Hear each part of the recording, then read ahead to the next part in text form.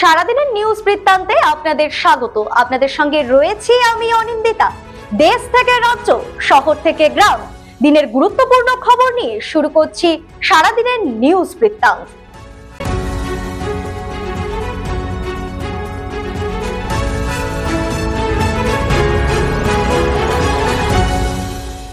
সারাদিনের নিউজ বৃত্তান্ত নিবেদন করছেন জুয়েলার্স, সোনা যা সর্বক্ষণের। Agnishwar jewellers, NS road, Raiganj. Shri Dhaka jewellers, আভিজাত্যের গয়না। ত্রিনয়নী জ্যোতিষ কার্যালয়, শ্যামপুর মোড়, দেবীনগর, রায়গঞ্জ। নেশামুক্ত সমাজ করতে Raiganj unity foundation, Rupahar, Raiganj. North বেঙ্গলের সেরা সুপার স্পেশালিটি হাসপাতাল Jibanrekha. Spectrum health care diagnostics, Apollo clinic, এখন রায়গঞ্জে।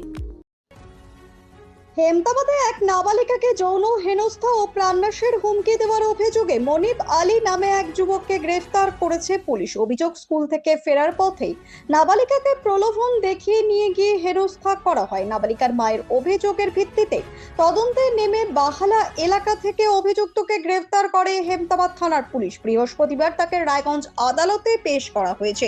পুলিশ ঘটনার তদন্ত শুরু করেছে।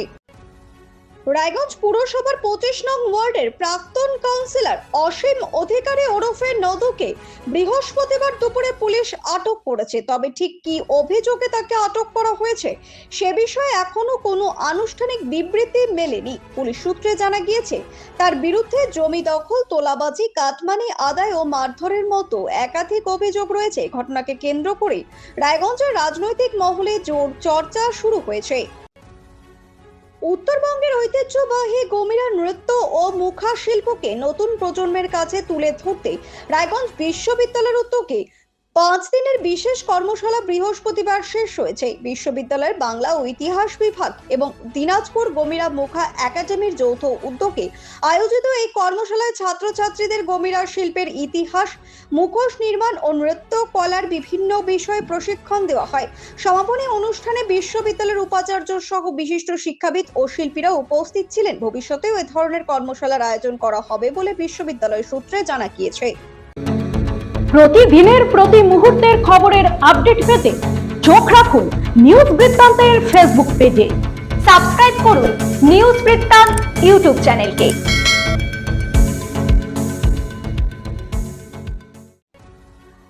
টেট সংক্রান্ত দীর্ঘদিনের জটিলতা দ্রুত সমাধানের দাবিতে বৃহস্পতিবার রায়গঞ্জে জেলা সমাহর্তার মাধ্যমে দেশের প্রধানমন্ত্রীর কাছে ডেপুটেশন জমা দিল এবিআরএসএম।